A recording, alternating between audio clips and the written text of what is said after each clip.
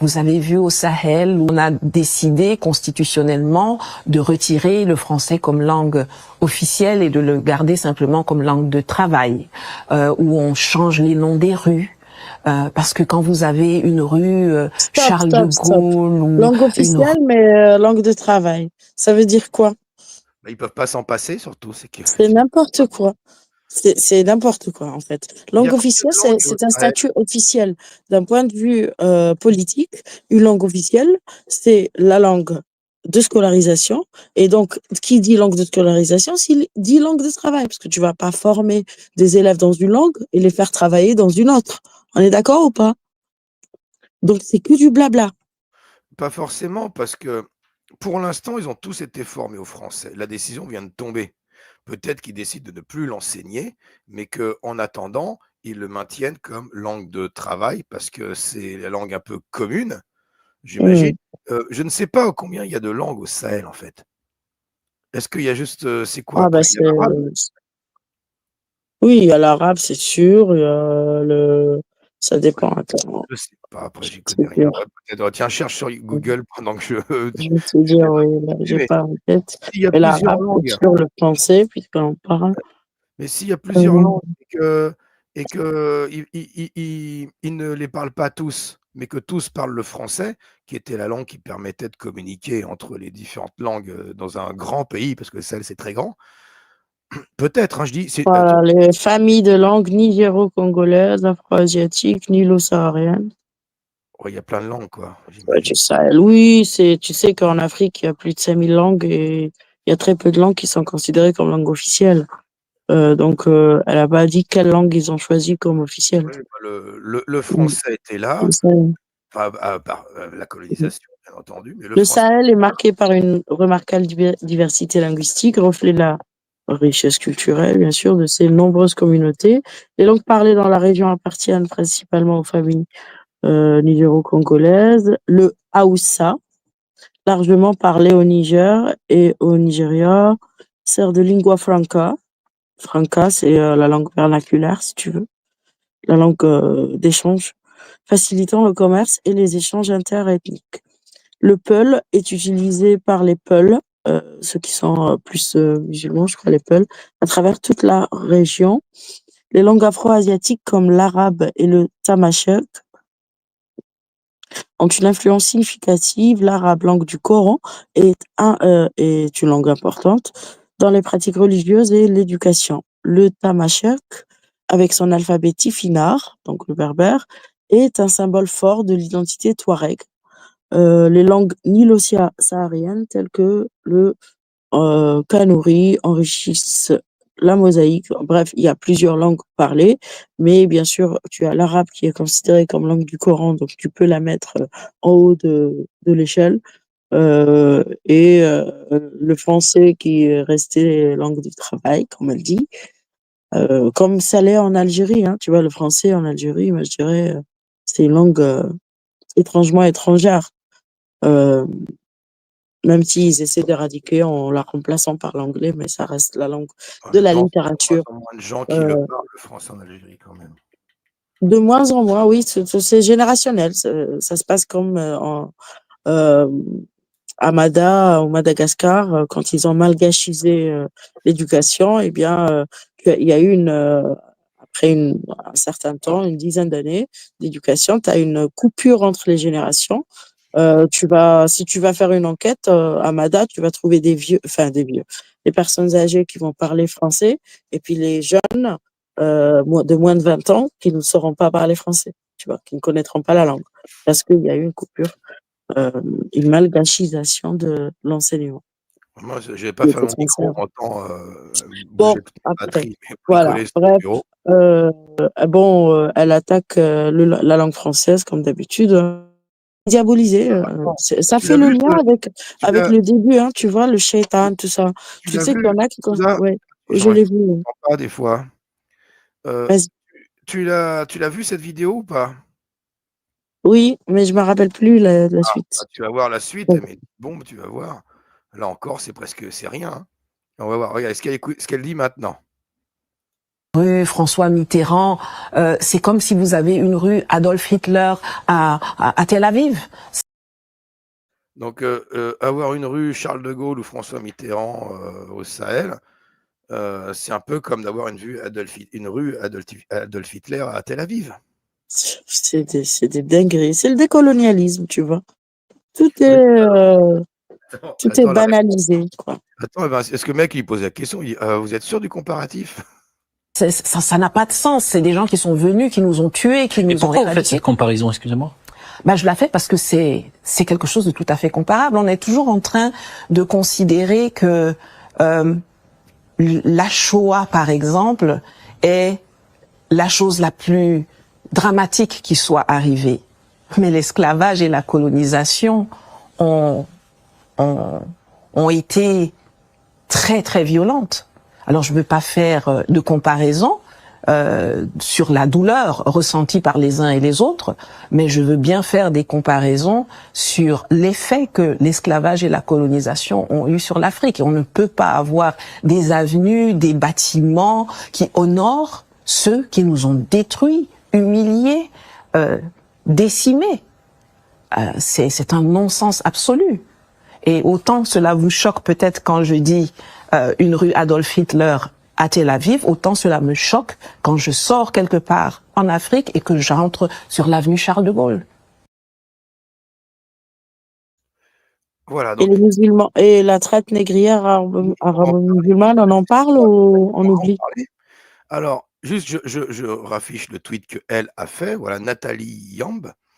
Donc, elle dit, quand vous avez une rue Charles de Gaulle ou François Mitterrand en Afrique, c'est comme si vous aviez une rue Adolf Hitler à Tel Aviv. Elle insiste, on ne peut pas avoir des avenues, des bâtiments qui honorent ceux qui nous ont détruits, humiliés, décimés.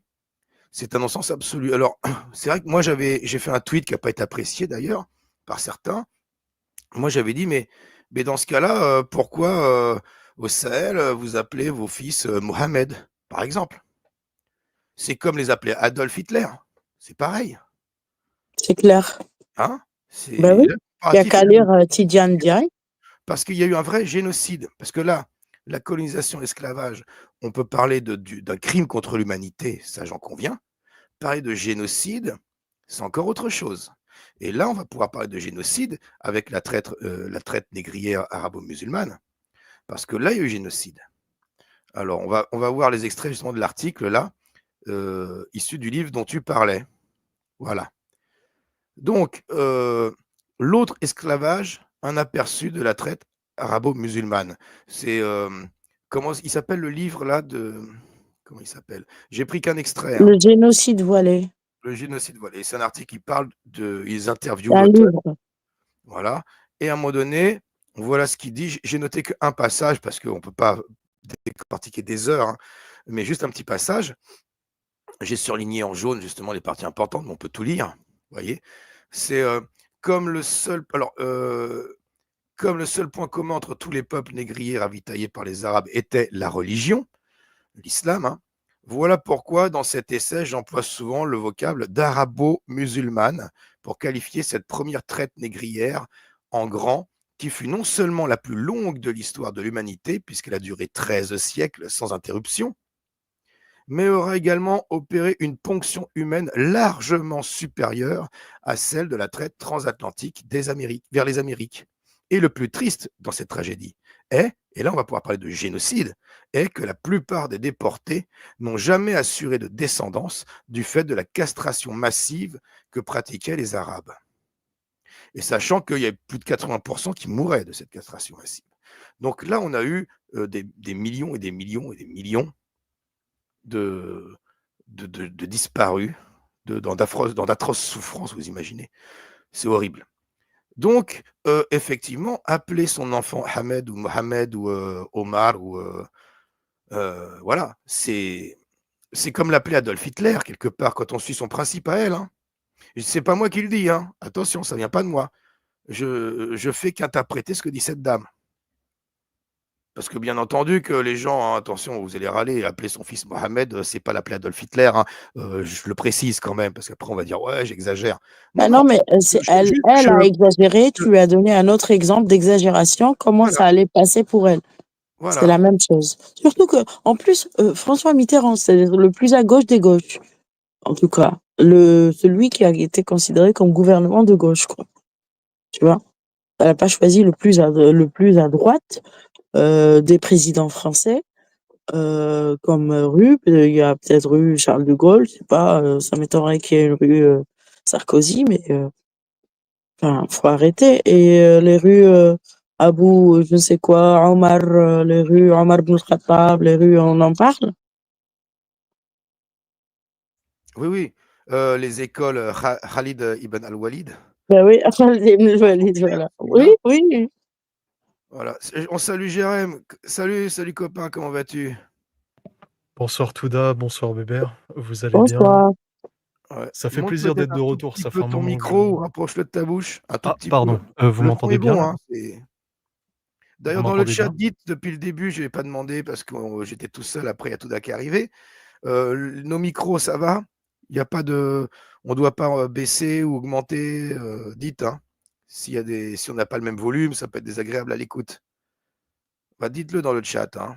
Sinon vous dites 5 sur 5 et puis on a compris que tout va bien. Alors oui, salut Jérém. Ah, 5-5, merci. Coucou. Merci la vie.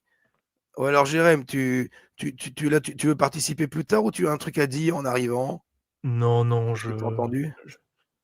je voulais venir de toute façon. Bon, j'ai eu un petit imprévu, mais, je voulais réagir un petit peu par rapport, au tweet que tu as montré un peu plus tôt, par rapport à madame Yamb, c'est ça? Oui, voilà. C'est elle est quoi exactement? Elle est députée? Alors non, non, je vais en parler après. Attends, spoile pas, c'est maintenant que ça arrive. Bah, voilà, D'accord, OK, tu vas avoir la réponse maintenant. c'est C'est-à-dire parfait. que, je vous mets dans l'ambiance de ce qu'elle a dit. Voilà, je me dis: «Qui c'est celle-là?» Ça doit être une africaine puisqu'elle dit: qui nous ont massacrés, qui nous ont, heu, persécutés, qui nous ont fait du mal, on ne peut pas accepter», Ouais, voilà. Donc elle dit: «Nous», hein, en parlant du Sahel, bon. Alors, avant de dire: «Mais qui est ce personnage? Qu'est-ce qu'elle a comme rôle, si important?» heu, parce que elle a eu des rôles, importants, hein, attention, c'est pas n'importe qui. Je vais vous montrer une réaction. On en parlait tout à l'heure de culpabilité, que même des gens qui ont rien fait, qui sont coupables de ouais, rien, se sentent coupables. Alors regardez, une réponse, à son tweet. Une réponse à son tweet, la voilà. Donc, perle de cristal qui répond, qui dit: «Je suis française et j'ai honte de ce qu'a fait les gouvernements de mon pays qui m'a vu naître. Je suis désolée et je vous en demande pardon», en majuscule, «pardon à vous et au peuple africain. Que Dieu nous aide à être justes et construire un respect mutuel de tous et que les monstres soient punis». Oh, elle était contente, Nathalie Yamb, elle a mis, des mains qui se serrent, tout ça, c'est le vivre ensemble, c'est magnifique, magnifique. Alors maintenant, moi, je vais lâcher une perle, mais elle va pas être de cristal. Voilà, ça va faire prout. On va voir donc, on répond à ta question, Jérém. Alors, qui est cette Nathalie Yamb? Alors, c'est une, heu, Sahélienne? Non. Elle est née en 1969 à Chaux-de-Fonds, en Suisse. Elle est une militante politique panafricaine, pro-Kremlin, influenceuse, vidéaste web helvético-camerounaise. Alors pourquoi helvético-camerounaise? Parce que je vais pas mettre l'article, c'est sur Wikipédia. Son père est camerounais, sa mère est suisse. Elle est née en Suisse. Elle vit en Suisse. Elle a fait ses études en Allemagne. Et alors, elle a travaillé dans différents pays d'Afrique. Elle s'est fait virer de la Côte d'Ivoire, d'ailleurs, par le gouvernement. Et il y a des petites embrouilles. Alors, je vous montre cette occidentale parce que vous avez compris qu'elle n'est pas plus africaine que Touda, beaucoup moins d'ailleurs. Donc, controverse, fraude. En 2021, Nathalie Yamb participe en tant que leader à des événements promotionnels en faveur d'un programme d'investissement à haut rendement connu sous le nom de l'IEPLIMAL. La participation de Nathalie Yamb à ces événements a lieu à une époque à laquelle le l'IEPLIMAL et sa société gérante Global Investment Trading sont déjà sommés de cesser leurs activités jugées frauduleuses par les gendarmes financiers de plusieurs pays, dont la COSUMAF en Afrique centrale et la CREPMF en Côte d'Ivoire. En 2021, l'affaire des Pandora Papers révèle qu'elle était propriétaire d'une société écran, Huntington Hastings and Partners LLC, immatriculée dans l'État du Delaware. Elle a beaucoup souffert. Voilà, la morale, La elle colonisation, en la fait pauvre. quelque chose, quoi. La colonisation lui a fait du Toujours mal. les plus pourris pour L'hypocrisie les dans toute victimes. sa Et splendeur. l'autre, C'est alors, pas possible. homophobie, hein, vous avez vu, en juin 2023, elle apporte son soutien à l'Ouganda après la promulgation dans le pays d'une loi pénalisant l'homosexualité. Par la même occasion, elle se moque ouvertement de la communauté LGBT sur les réseaux sociaux. Et bon, pro-Poutine, ça, on s'en fout. Mais tout ça pour dire que, ma chère perle de cristal, tu demandes pardon pour la colonisation à une Suisse, née en Suisse, vivant en Suisse, ayant fait ses études en Allemagne, ayant des sociétés écrans aux États-Unis, la pure occidentale, une sorte de Dominique Strauss-Kahn, hein, bientôt, je ne sais pas, mais tu demandes pardon pour la colonisation, alors que tes parents étaient peut-être paysans, j'en sais rien, à une nantie, à quelqu'un qui n'a jamais souffert, qui ne représente aucune souffrance d'aucun peuple. Donc arrêtez les conneries victimaires et surtout culte de culpabilité, quoi. Faut arrêter de culpabiliser les gens, hein. Faut répéter, nous on n'a rien fait, on s'en bat les couilles de ce qui s'est passé avant nous, hein. On s'en bat les couilles. On Bien va sûr. construire un avenir. Mais faut arrêter la chialerie à un moment donné, quoi. Faut arrêter et de nous prendre pour des cons. Parce que là, c'est clairement ça. En fait, ce qu'elle recherche, elle fait partie de ces soi-disant militants décoloniaux qui cherchent à créer, chez les occidentaux, je parle en général, en globalité, hein, soyons d'accord, un sentiment de repentance éternelle. Ça ne doit jamais s'arrêter. L'Occident doit en permanence se repentir. Il ne sera jamais excusé, jamais pardonné, et rien que pour ça, le vivre ensemble restera impossible à cause d'idéologies toxiques comme ça. Ouais, t'as bien fait de parler d'idéologie toxique. Parce que pour moi, concrètement, c'est littéralement ça. C'est les militants antiracistes, décoloniaux ont, comment dire, ont C'est comme transformé des... leur combat en Mm. idéologie toxique. Excuse-moi, Touda. Ouais. Non, c'est bon. Idéologie castratrice d'un peuple, voilà, des Occidentaux. Le but, c'est de castrer intellectuellement les Occidentaux. Je vois pas autre chose. Faire dire, vous Tout êtes à des fait. merdes, vous êtes des... C'est limite, je vais pas dire que c'est raciste, mais à force de dire que les Occidentaux blancs, parce que eux, ils aiment bien dire le mot blanc, hein. Oui, On oui, pourrait tout à faire fait. comme eux, hein. Les blancs, ce Il sont n'y le a pas que mal, eux. le diable, Hier, c'est du racisme. avant-hier, Ségolène Royal qui nous pond le cercle des hommes blancs, quoi.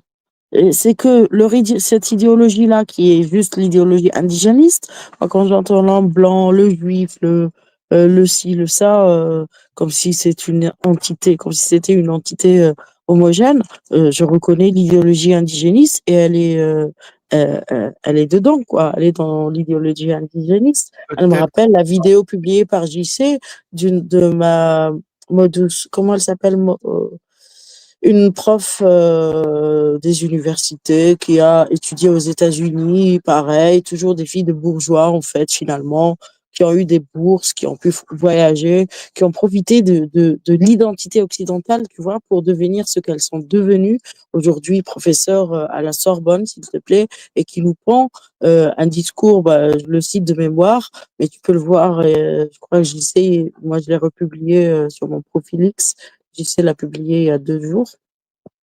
Les Blancs ne peuvent plus avoir raison face à des Noirs ou des Arabes. Ah Oui, bon? tout à fait. Ah bon? Je me What? souviens de ce post. J'avais vu What? ça. En suivant quelle logique? Juste. donc, Voilà. Bah, Donc, Touda, on c'est est que dans le... Touda, si tu me dis 2 plus 2 égale 5, je suis obligé d'accepter ton choix, quoi. Je veux pas te contredire. Exactement. Tu ne peux pas. Je Mince. t'ai obligé de dire oui, ça égale 5, même si tu penses que ça égale 4. Tu penses que ça égale 4, mais tu te tais. C'est le silence.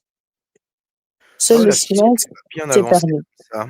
Si on estime que la couleur de peau, Oui, fait que tu as raison ou tort, que tu as que tu as la vérité en toi ou que tu as le mensonge ou le ouais, en toi parce que si voilà, si tu as tort, c'est que ce que tu dis est faux. Je parlerais plutôt de légitimité, Bébert. Le Oui, fait oui. d'être légitime de par la couleur de peau à donner son opinion et même à avoir raison. Ça veut littéralement dire que, bah, que le blanc n'a plus rien à dire en fait, il est plus c'est ça, écoutable, donner vu qu'il son est blanc. opinion est une chose, Jérém, Faut pas mais écouter les avoir blancs, limite raison, quoi. il faudrait censurer les blancs qui ne parlent plus. C'est Bâillonner, faut bâillonner les blancs, ça sert à rien qu'ils parlent, de toute façon ils ont tort. c'est complètement ça et parler, comment dire? En tant que blanc, parler de la traite négrière arabo-musulmane, par exemple, ça passe pas, tu vois? Et c'est un fantasme d'extrême droite. J'ai vraiment entendu des gauchistes me dire ça, hein, je vous assure. Moi, Je des Franco-Algériens me dire: «De quoi tu parles? J'ai jamais entendu parler ça, ça n'existe pas». Ah bon? Ça n'existe pas. Maintenant, l'histoire, le réel des faits, des centaines de milliers de tonnes d'eau OS jetées dans les déserts, des déplacements de millions d'esclaves vendus, castrés en majorité. C'est ce qui, en fait, euh, l'explication du fait qu'il y ait moins de Noirs dans l'Afrique du Nord ou dans les pays euh, arabo-musulmans en général, c'est pas c'est pas qu'ils ont pas esclavagisé, c'est ils leur ont pas permis de se reproduire. Quand tu castres un esclave, il peut plus avoir de Attention descendance. parce que Combien de générations tu vas supprimer? quand tu sais que, je sais plus le pourcentage, je crois que c'est autour de 80 de ceux qui subissent une castration, à l'époque, décédaient. C'était souvent des enfants d'ailleurs, hein, enfin C'est des bon, adultes c'est et des enfants, soit la mort, quoi. que 80 au moins je crois à vérifier ce que je dis, hein, mais décédaient, et que les autres peuvent pas se reproduire, mais c'est anecdotique que les autres n'arrivent pas à se reproduire parce qu'il y en a 80 qui ont été exterminés déjà et les autres qui n'auront pas de descendance en effet. Voilà. Ce qui m'énerve aussi, c'est que si je peux me permettre par rapport, au sujet, de l'antiracisme et du décolonialisme. Alors oui, on le sait tous, aujourd'hui que la colonisation, c'est pas cool. Ça a apporté du bon comme ça a apporté du mauvais dans les sociétés, notamment au niveau de l'administration et de la gestion des États. Je suis entièrement d'accord. Mais il y a aussi des facteurs, comment dire? Intrinsèques aux cultures et aux régions, ou plutôt aux pays, notamment la corruption. On n'en entend jamais parler et pourtant c'est un des facteurs qui font que l'Afrique ne se développe pas. On n'en parle jamais, je n'ai jamais entendu un seul décolonial antiraciste dire ça, jamais et pourtant il y en a des choses à dire au niveau de la corruption. Parce qu'ils se plaignent là où il y aura une réponse fruitée, je sais pas si on peut dire ça, une réponse avec des récompenses. Tu vois, tu te Mmh. plains contre les gouvernements, tu auras que la censure en face. Bien sûr, mais ils le savent très bien. C'est pour ça Eux, qu'ils en ils ne profitent. cherchent pas à régler les problèmes, ils cherchent des profits, c'est tout. Donc ils choisissent leurs ennemis. Absolument. Ils Voilà. choisissent, comment dire?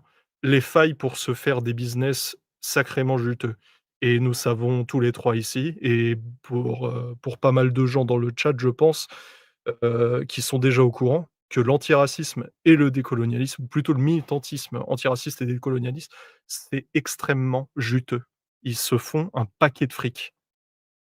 Pour prendre un exemple, assez récent, pour certains qui connaissent un certain Someboy qui tient, une chaîne YouTube qui se nomme Histoire Crépue, hem, il a créé une cagnotte, je crois, qui a mis 2 jours à atteindre les 200, non, je dis, n'importe quoi, les 25 000 € ou un truc dans le genre. 2 jours, 25 000 €. Et ils ont besoin de je sais plus combien d'euros, mais en tout cas, voilà, ça motive les gens et il y a énormément, énormément de gens qui, non seulement par ignorance, mais aussi comment dire? Par biais idéologique, parce que je vois pas autre chose, vont, comment dire? Participer à donner encore plus de force et encore plus de présence à ce genre d'idéologie toxique. Et c'est à cause de ça, en fait, qu'on en est au même point. C'est même je vais aller même plus loin, c'est à cause de ce genre de choses qu'on recule. Parce que pour moi, tout ça, c'est en train de nous faire reculer sur le plan civilisationnel et sur le plan, sociétal et social.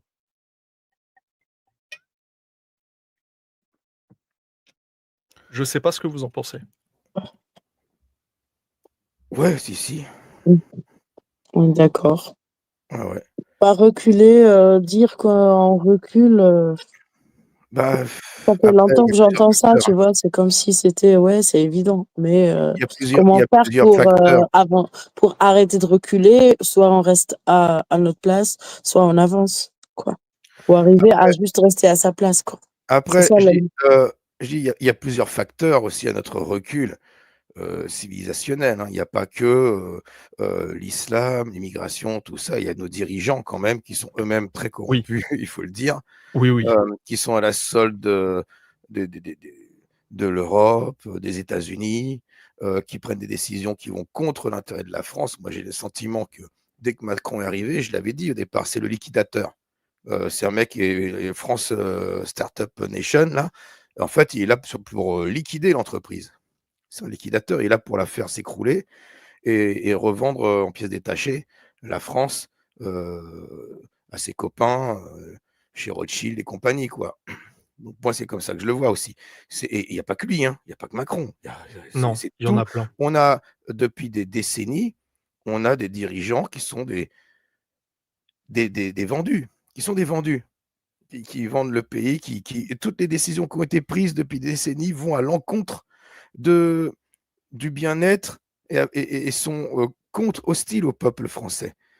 Heu on a perdu, tous nos acquis. L'âge de la retraite recule, l'endettement augmente, il y a plus rien qui tourne rond. Il y a plus rien qui marche et on a toujours les mêmes, hein, au pouvoir. Donc il y a pas que, il faut pas tout mettre sur le dos de non, c'est surtout que, pour moi, l'islam est un danger dans ce contexte.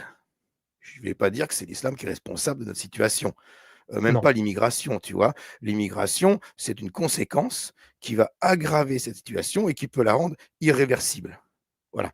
Mais ce n'est pas la cause de de notre, rétrogradation, on va dire, que ce soit culturelle, intellectuelle, de bien-être, de sécurité sociale, de fraternité, tout ça, quoi.